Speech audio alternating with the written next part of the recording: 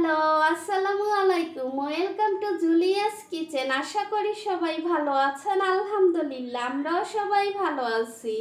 আজকে আমি দেখাবো পায়েস রেসিপি। আশা করি আমার রেসিপিটা ভালো লাগবে। যদি ভালো লেগে থাকে ভিডিওতে একটা লাইক দিবেন এবং পরবর্তী রেসিপিগুলো দেখার জন্য চ্যানেলটাকে সাবস্ক্রাইব করবেন। আর যারা সাবস্ক্রাইব করেছেন তাদের সবাইকে অসংখ্য অসংখ্য ধন্যবাদ। পুরো ভিডিও দেখে সাবস্ক্রাইব করার অনুরোধ রইল। চলে যাচ্ছে প্রস্তুত প্রণালীতে। এখানে আমি 1 লিটার তরল দুধ নিয়েছি। দুধটাকে আমি কুসুম গরম করে কিছু পরিমাণে দুধ উঠিয়ে নিচ্ছি। এর মধ্যে আমি গুঁড়া দুধ মিক্স করব।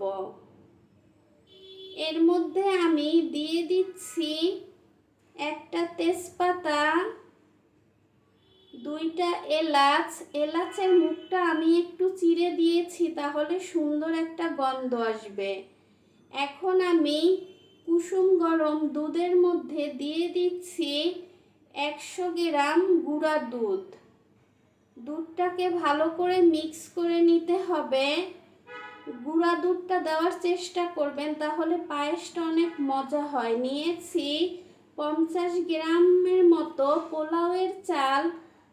2 মুঠো নিলেই হয়ে যাবে। এটাকে আমি ধুয়ে একটু ভিজিয়ে রাখবো। দুধটাকে আমি মিডিয়াম আঁচে রেখে নেড়ে চেড়ে জাল করে নিব। দুধটা একটু ঘন হলে পায়েসটা খেতে মজা হয় এবং সুন্দর একটা গন্ধ আসে। তাই চেষ্টা করবেন দুধটাকে একটু ঘন করে নিতে। যদি আপনারা 1 লিটারের বেশি মানে 2 লিটার 3 লিটার দুধ দিয়ে পায়েস রান্না করেন, তাহলে চালের পরিমাণটা বাড়িয়ে দিবেন।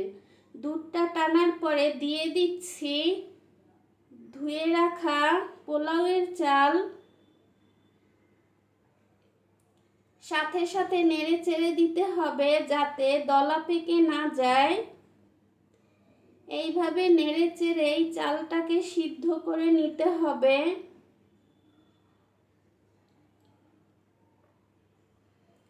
যখন দেখবেন একটু ঘন ঘন হয়ে আসছে, তখন দিয়ে দিব আমি যেই গুঁড়া দুধটা মিক্স করে রেখেছিলাম সেটা।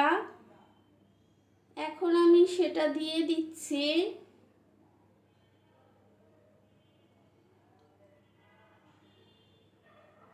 শেষের দিকে দিলে হয় কি, গুঁড়া দুধের একটা সুন্দর গন্ধ আসে, তাই শেষের দিকে দিয়েছি। আপনারা চাইলে প্রথমেও দিতে পারেন।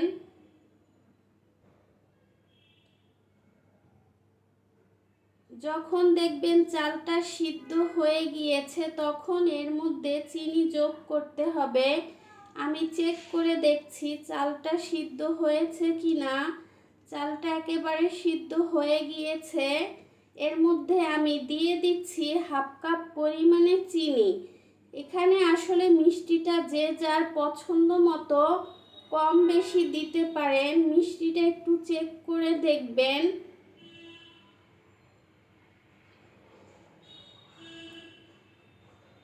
এখন মশলাগুলোকে উঠিয়ে নিচ্ছি। চিনিটা সব সময় চাল সেদ্ধ হওয়ার পরে দিতে হবে, নয়তো আগে দিলে চালটা শক্ত হয়ে যাবে, সিদ্ধ হবে না। এটা মনে রাখতে হবে। এইভাবেই অনবরত নেড়ে চেড়ে পায়েসটাকে রান্না করে নিতে হবে। দিয়ে দিচ্ছি কিছু পরিমাণে কিশমিশ। আপনারা চাইলে এখানে বাদাম কুচিও দিতে পারেন। এখানে কাজু, তারপরে কাঠবাদাম, চীনা বাদাম, যে যেটা পছন্দ করেন, বা সব কিছু দিলেও অল্প অল্প করে সমস্যা নাই।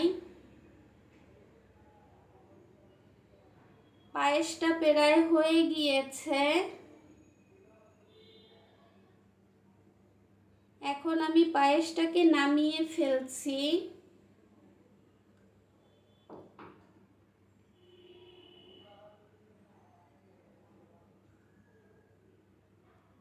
দিয়ে দিচ্ছি ঘি।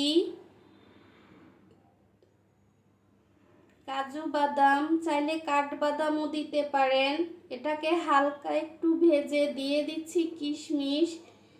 আমি পায়েসের উপরে এগুলো দিয়ে দিব। আমরা সবাই বাদাম খুব পছন্দ করি, তাই আমি একটু বেশি পরিমাণেই দিয়েছি।